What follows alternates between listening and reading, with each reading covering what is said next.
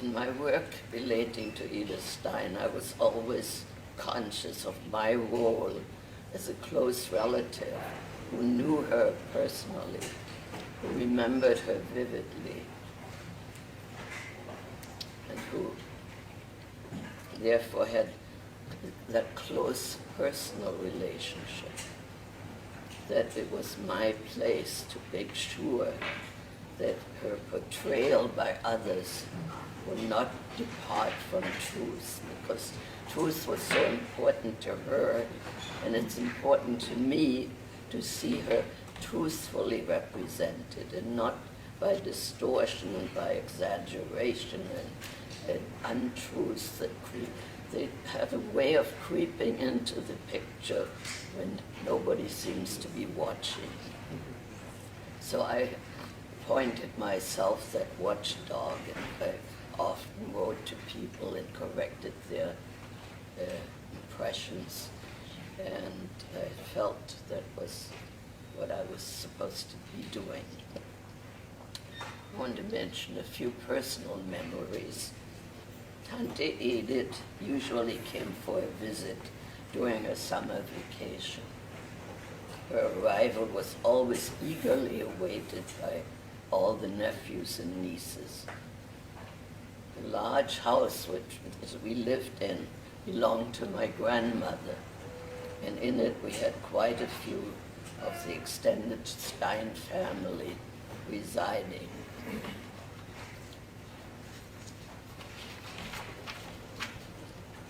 She always seemed to bring an atmosphere of quiet joy into the house, something festive and special. The other aunts, whom we saw every day, we tended to take for granted, I must admit. Aunt Edith took us seriously. She had patience with children. She could listen, and she would read us stories. I was especially intrigued by the tales of adventure of two boys in Iceland who rowed out on the stormy seas, braving wind and weather. Jan Svensson was the author, and I wrote him a fan letter with the help of my Aunt Edith. And I was thrilled to get an answer from him, a postcard, signed by him and addressed to me. I must have been about 7 or 8 years old at the time. My aunt decided to enter Carmel in 1933. It was a very hard time for us. Hitler had just become Chancellor of Germany, and we Jews knew at once that hard times were ahead of us. Anti-Semitic laws were immediately passed. Jews were fired from their jobs. Life became increasingly more difficult from month to month. Grandmother was grieved about Edith's decision to become a cloistered nun in an order that was especially strict. From now on, she knew they would never see one another again.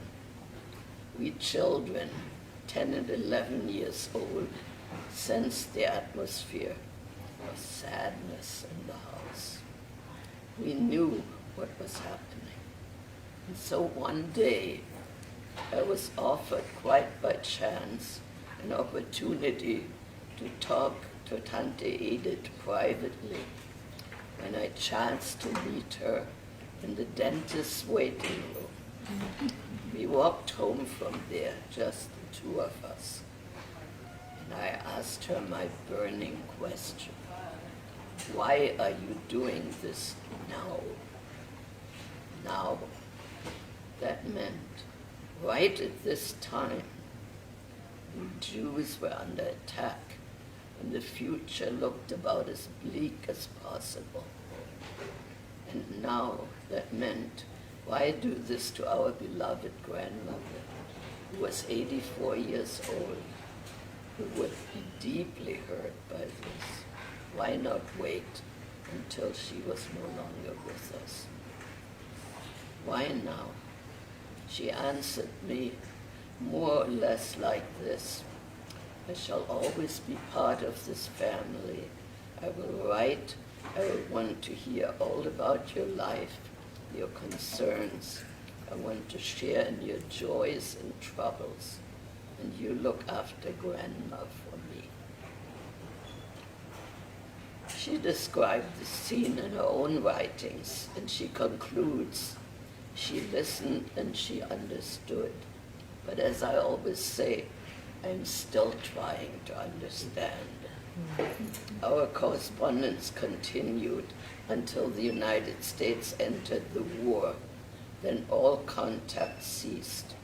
It was only after the end of World War II that we found out the fate of our two aunts, Rosa and Edith.